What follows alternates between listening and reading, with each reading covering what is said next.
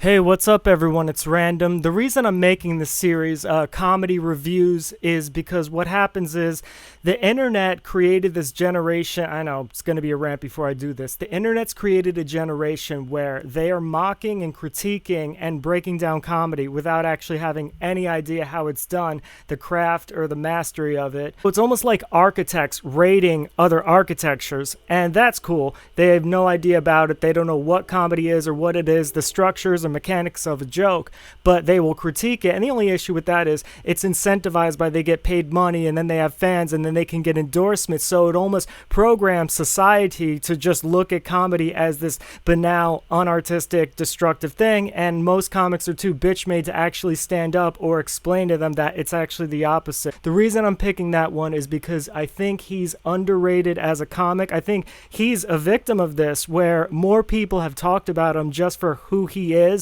rather than his joke writing ability, delivery, or stage performance. So I'm trying to reverse that narrative. I'm going to explain to you why he's an incredible comic.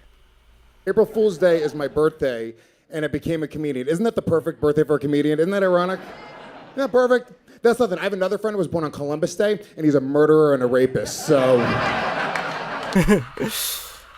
All right, so what you have there is you have a double setup of like, oh, it's a little silly. I'm born on April 1st and I'm a comedian. And then he flips it to Columbus, which is, A, it's a misdirection. Then it's an absurdism. Then he's making the parallels between what's happened in history and what's not. Making a statement on Columbus, fucking ripping on his friend. He's probably not a murder rapist. And then connecting those dates and saying like, oh, this is actually absurdism, 4 steps of comedy. Because absurdism, and that's creating the reality that our lives are defined by when we're born and if there's events on that. So he hit 3 beats of comedy in Diet gay. Who calls a diet gay?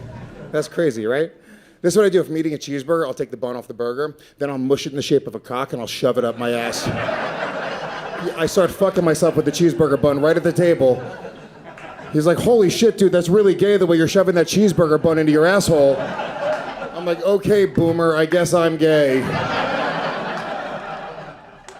This is the fucking beauty in that joke, is it was so complexly crafted. What happens is he sets up the misdirection. Oh, they call me gay. My friends are this way. And then he goes, oh, all I do is, and it's like the one pure homosexual act you would think it would be. So it adds a huge misdirection, and then it adds raunchiness on top of it. And then he triples down with the statement of, yeah, I just do it like this, and people think I'm weird for that. So then that adds to a collective thing that he does that I noticed Louis C.K. and Dave Attell do, is it's absurdism comedy. Like, you're mocking the world because you do something that's homosexual. Like, whoa, you're the one who's gay. So there, hits 4 beats. When most comics, the reason I'm making this again is watch Netflix special. They can only hit 1 or 2 beats, if not 1 beat the whole special. My God, how hot is Casey Anthony?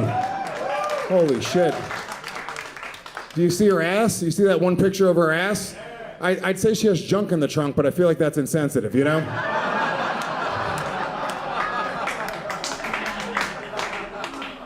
She murdered her daughter. Imagine what she could do to my cock. That is a dark bitch. You know she's good in bed. She murdered her child to go out and get laid. That was the first time that I realized that a woman could transition to become a man.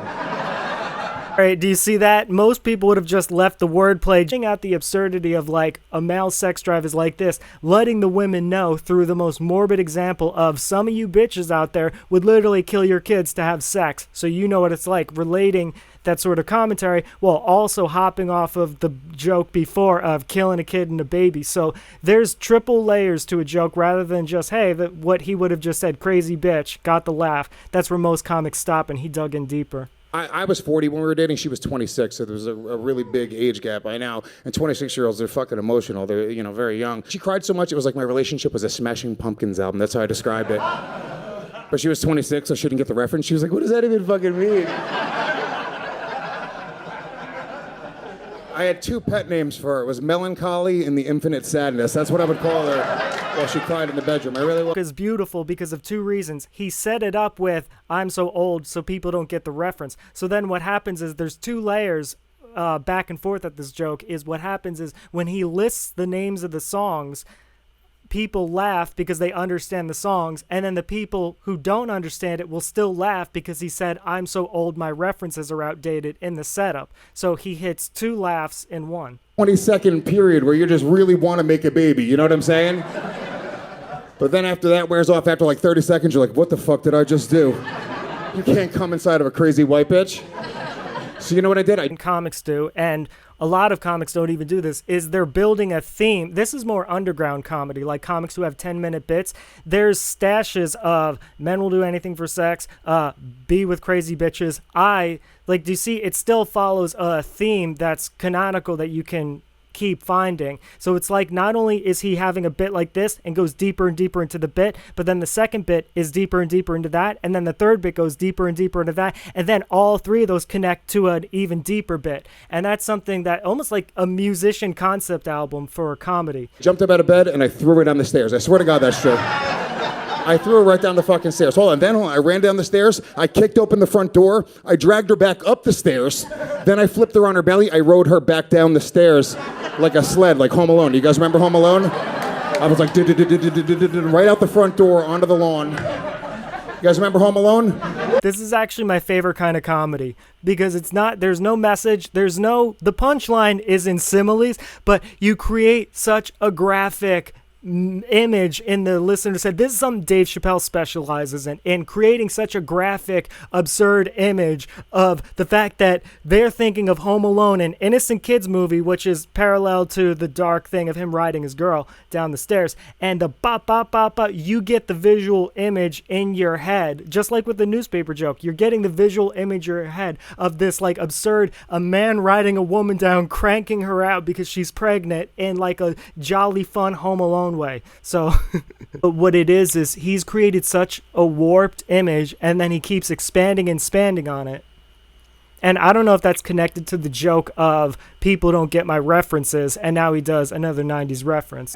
I tried to write a kids TV show. I tried to write a cartoon a couple years ago now at this point, and I pitched it, and I thought it was the best idea I've ever had. It was a cartoon called The Adventures of Baby Hitler, okay? And once per episode, a time portal opens up, and a bunch of time-traveling Jews jump through the time portal, and they try to fucking kill baby Hitler. They are out for blood. These Jews will stop at nothing to murder this little baby. Sometimes it's like Israeli military Krav Maga motherfuckers. Sometimes it's the guys with the top hats and the curly cues. You don't know who you're gonna get.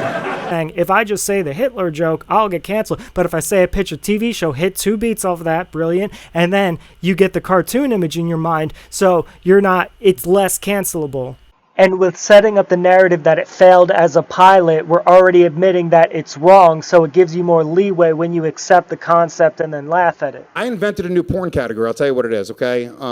At this point, start doing these interviews, and they will tell these stories, these really dark stories about their time in the industry. They'll talk about how they were abused. They'll talk about, shitty directors and producers that they had to deal with. Very often, it'll get very dark. They will warn girls about getting into the porn industry. They'll say, hey, look, you don't want to do this. You're going to have difficulty getting a job in the future. Yeah, I find those interviews where they're all crying and I'm fucking like, this is the hottest thing I've ever fucking heard. Sometimes I'll pull up the videos that they're talking about, the scenes specifically. I'll have like 5 different screens open. So the interesting thing about this joke is he structured it as the porn industry is bad and everything, and then he explained what the women actually have to go through. So it might seem like a sexist joke, oh, I'm jerking off to women doing this and they're sad and their lives broken, but he actually listed out the very real things that women who go into porn go through, which is, the family or career, the after effects and things like that. So while he's making the joke about being a scumbag watching that, he's also... All right, thank you all for watching Random, aka Mark Random Rapper Comic. The reason I chose Louis J. Gomez is because what people don't know is stand-up comedians are usually look at what things aren't. They're bitter, they're insecure, they're jealous, so they try to tear down and diminish. And we live in an internet culture where that's the main thing people watch, are these troll channels that just say, this isn't funny, here's why, this is hack, this is that, and they convince their audience that comedy isn't that brilliant thing that it actually is. Because you could make a narrative for anything. I just made a constructive narrative that you really can't break down on the architecture of this brilliant comedy. And the only thing you can say are just emotional, high school, immature bullshit because you can't say it wasn't funny. That should be the punchline. You can't say it wasn't funny. You can bitch and moan all you want about, oh, this is this, and I failed in my dream, so I'm just going to tear this down. Or instead of promoting that this guy could get better, or making videos like this that can teach people how to do comedy, or that can teach you how to appreciate comedy, there it fucking is. This video isn't for comics. This video is for fucking fans, that you can appreciate the greatness that comedy is rather than looking at what the fuck it isn't. Suck my fucking dick. You can't say it wasn't funny. Random lives eternal. I'm the comedy god, and this is just a few types of different comedies. This is just a few different types of style of comedy. If you actually read, there's fucking 80 styles of comedy, and the majority of you are just programmed to see 1 to 2 beats of comedy. And there was like 15 different types of comedy all in one 30-minute special. There you go. Random. You suck my dick. You can't say it wasn't funny.